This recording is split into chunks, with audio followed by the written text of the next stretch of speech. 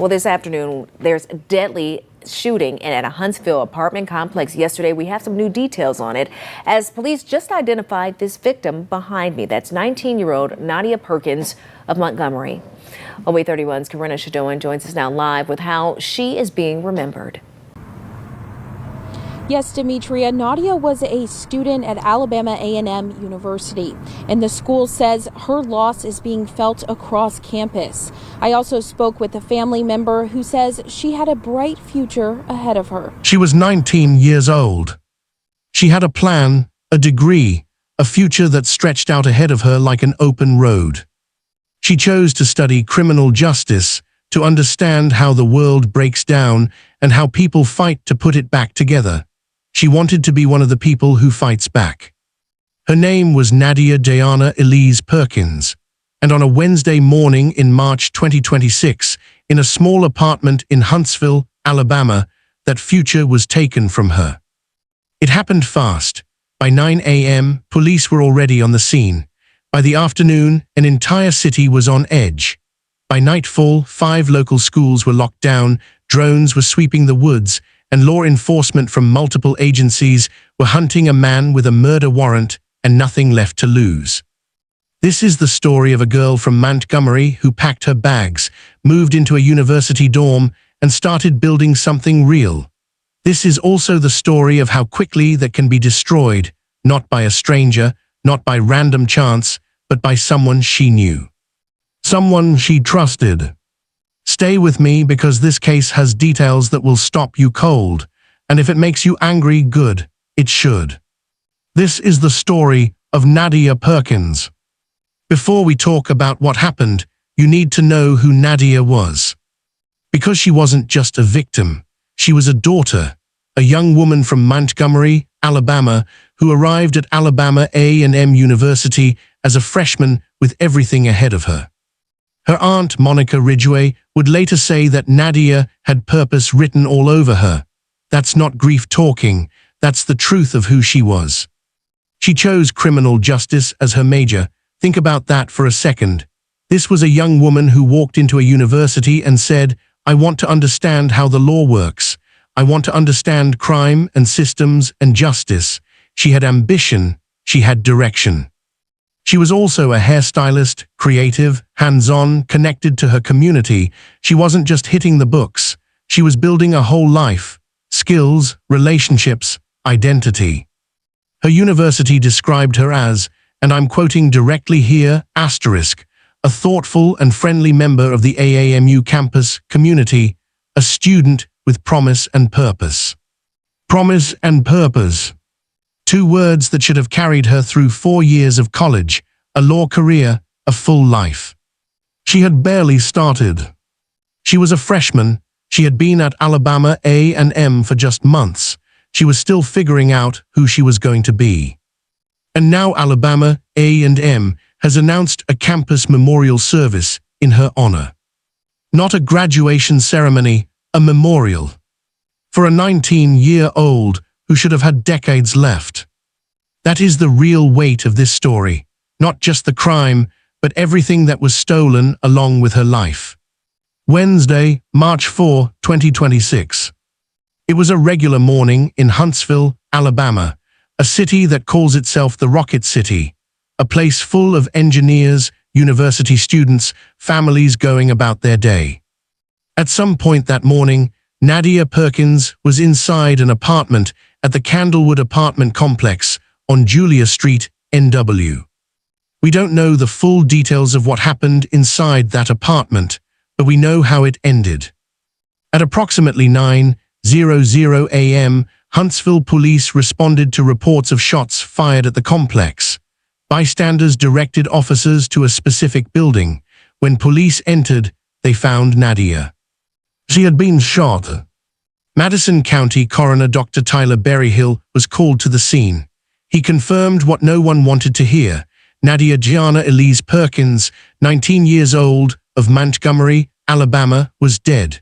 Her death was ruled a homicide. That word, homicide, it means someone made a choice. This wasn't an accident. This wasn't fate. Someone decided on a Wednesday morning in March that Nadia's life was over. By the time officers secured the scene, the man believed to be responsible was gone.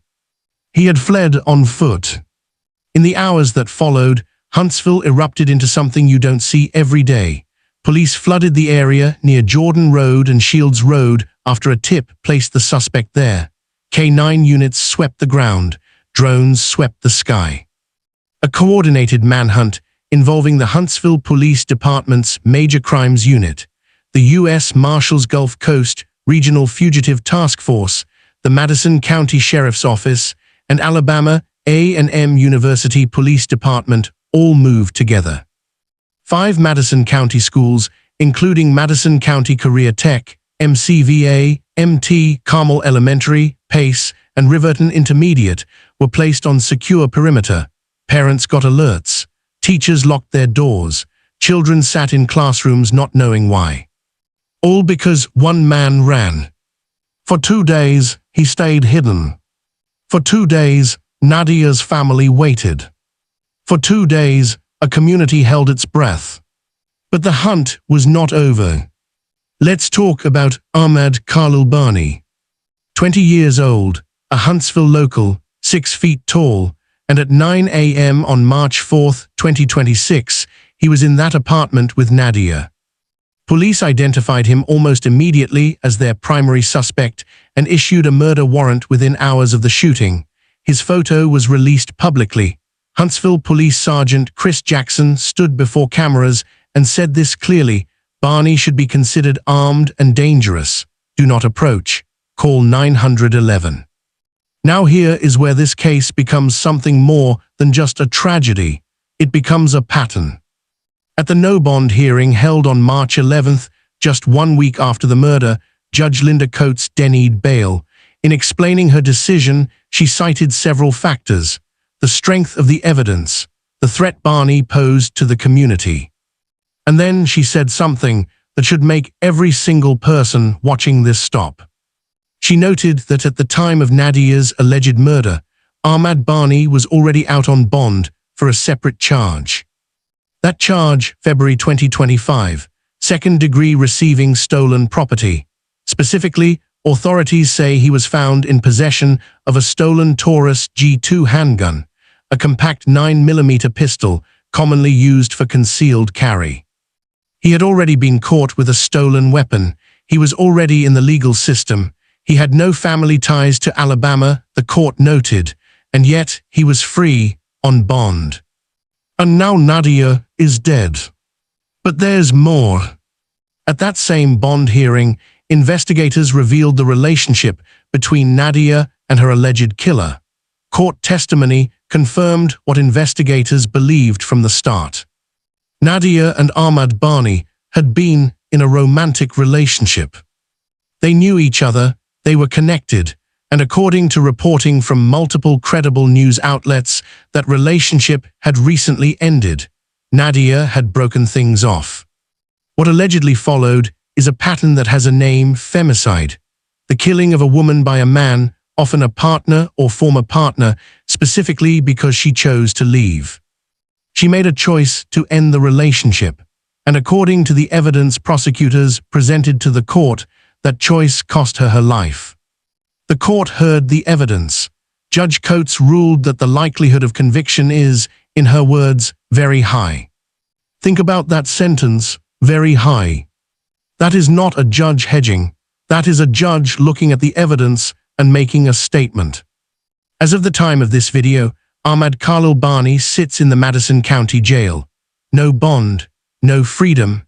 His bond from the previous stolen weapon charge was also revoked following this arrest, meaning he faces the full weight of both cases simultaneously.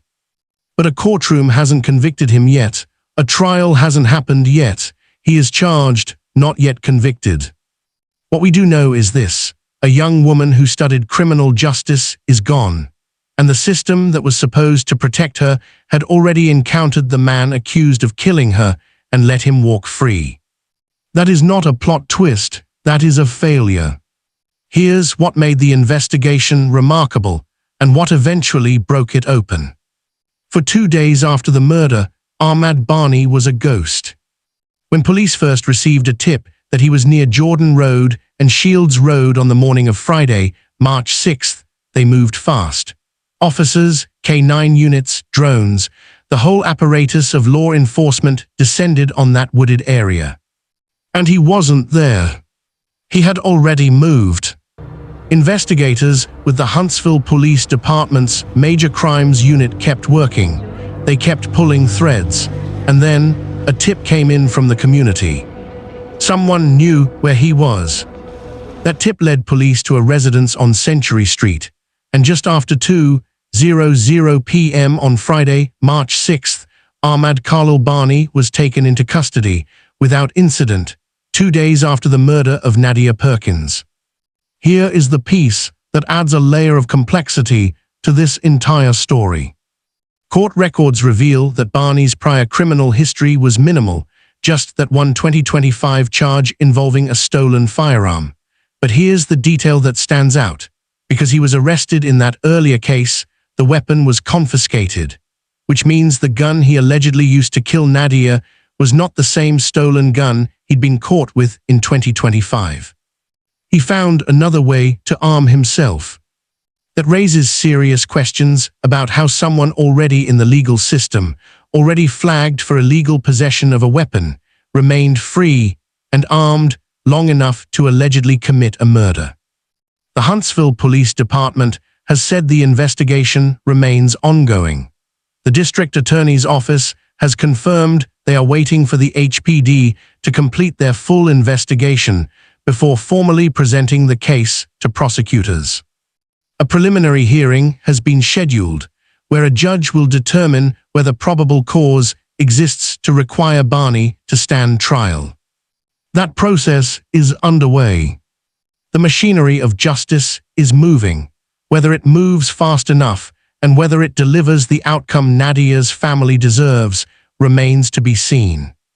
As of late March 2026, here is where this case stands. Ahmad Khalil Barney is behind bars. He has been held without bond at the Madison County Jail since March 11th, when Judge Linda Coates invoked Aniah's Law, a 2019 Alabama constitutional amendment that allows judges to deny bail in cases involving certain violent felonies.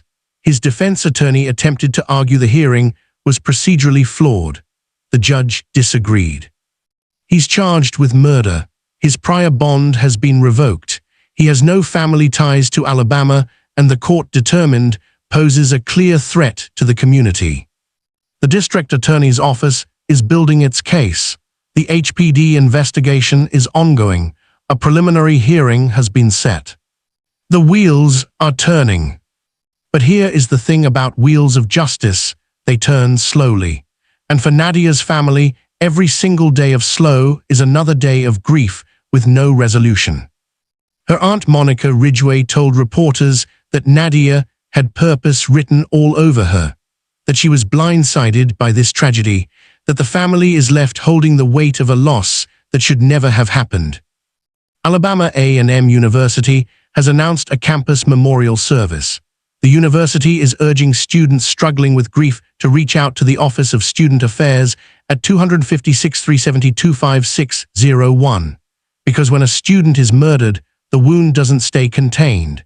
It spreads through every hallway, every classroom, every dormitory on campus.